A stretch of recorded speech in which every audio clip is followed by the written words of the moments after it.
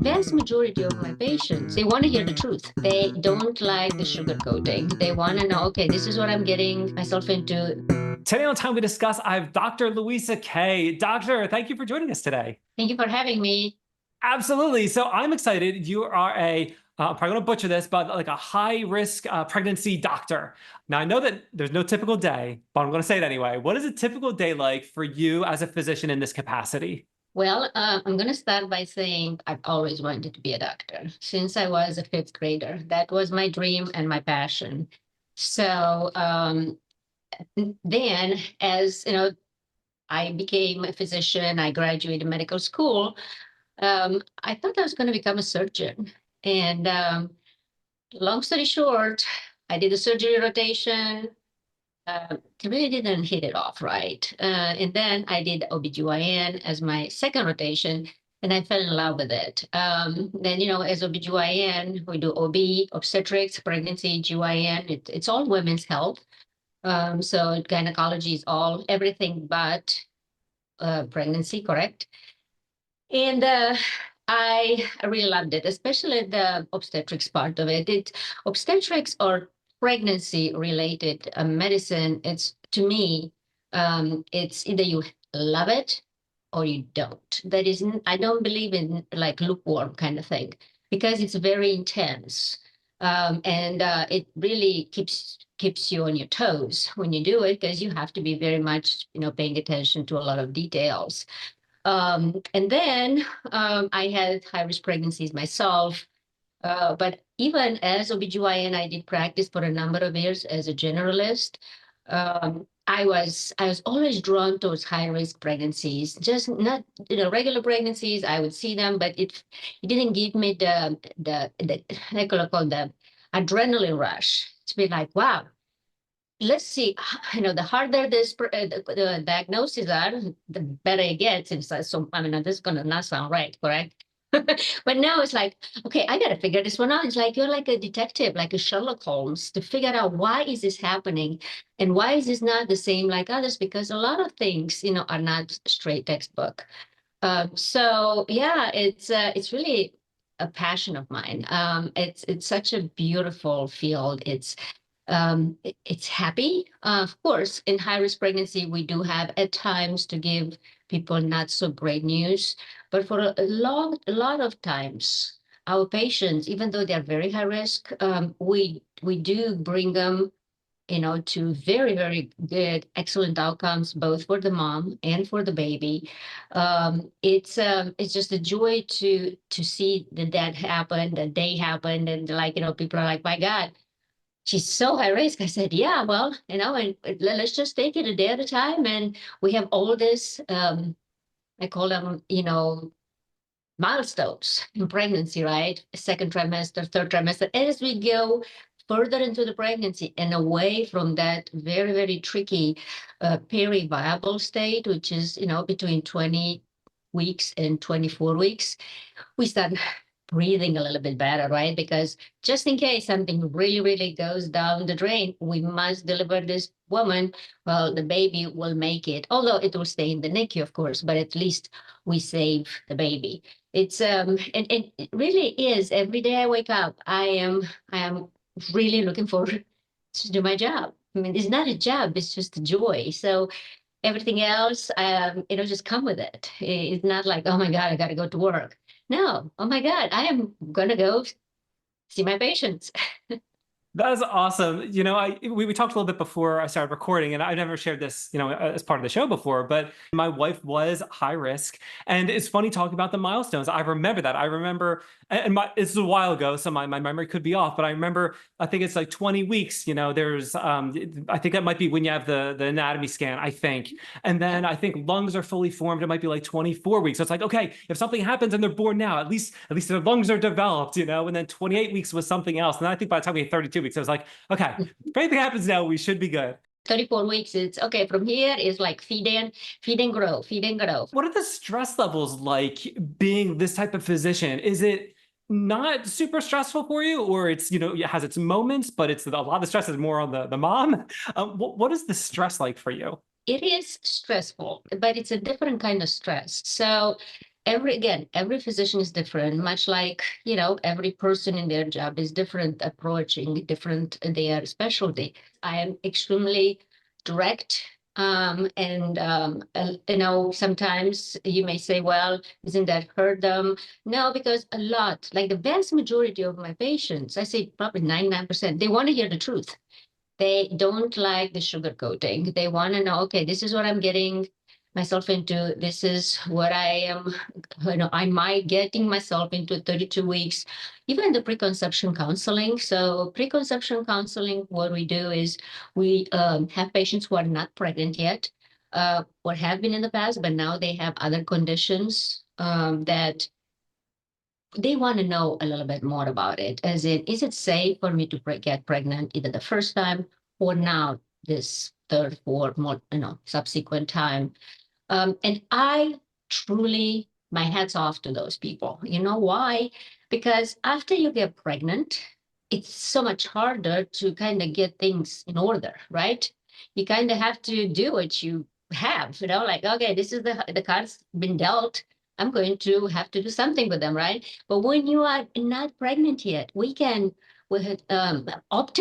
I can help you optimize your health for you and for the baby. And how much more enjoyable a pregnancy is, when you say, oh, I've done this. How long is it going to take? Okay, well, I always ask them, what's your timeline?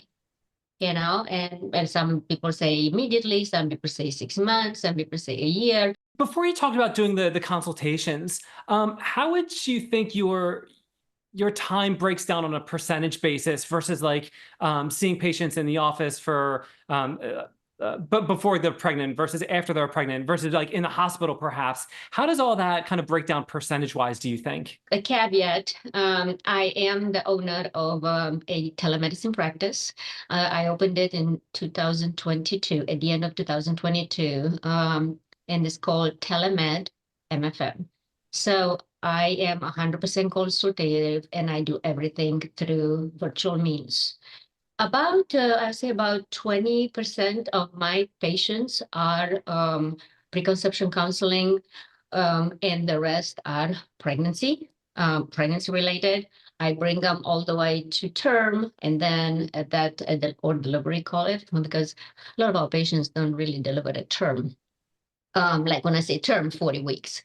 In my practice, again, the way it's set up is everybody that is in this clinic, for instance, this one clinic, they are on the ground. Okay. I have a whole crew, a whole staff of medical personnel, sonographers, nurse practitioners, nurses, medical assistants, you name them. They get in the patient, they get them already, they do the ultrasound, and I am the only one who does this virtually.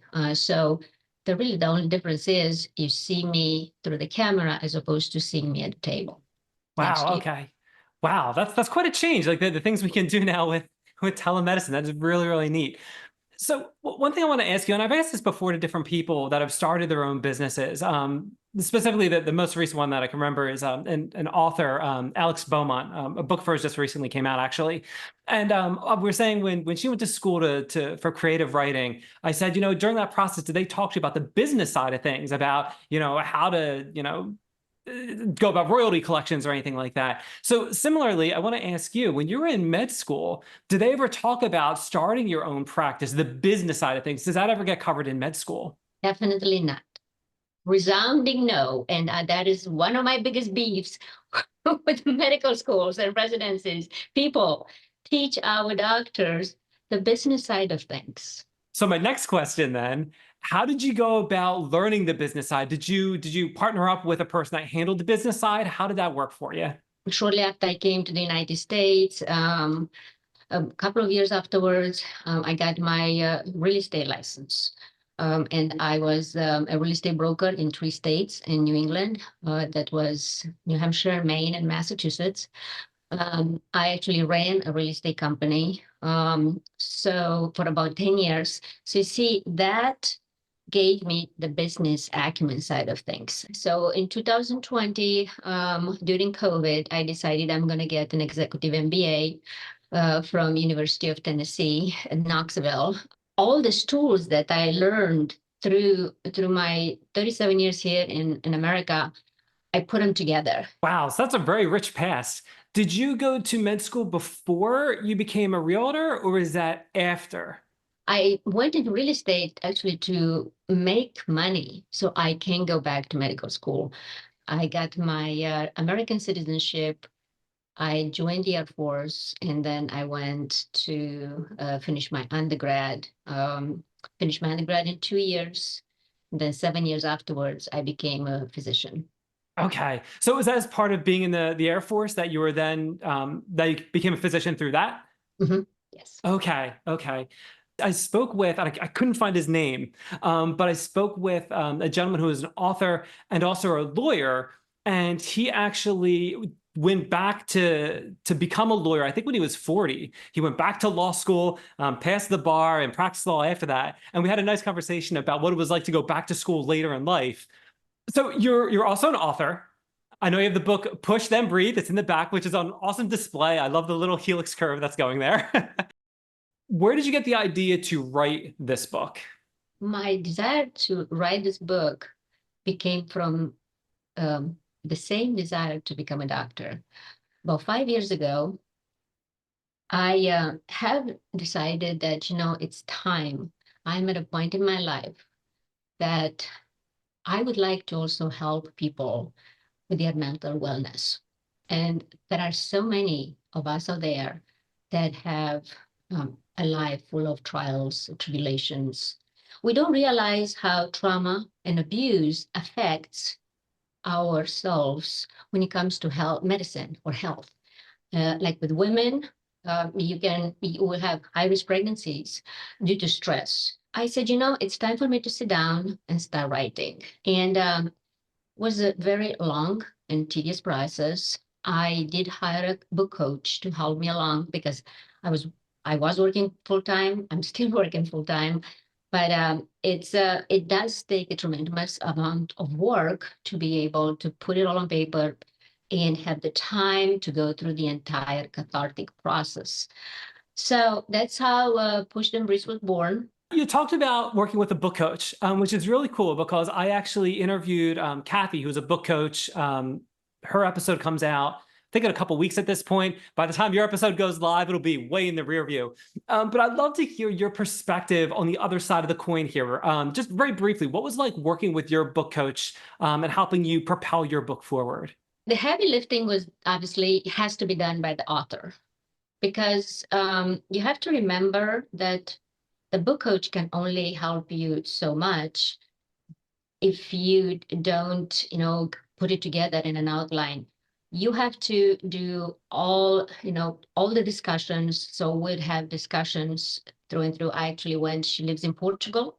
So she's from the United States, but she lives in Portugal. And I went and met her there.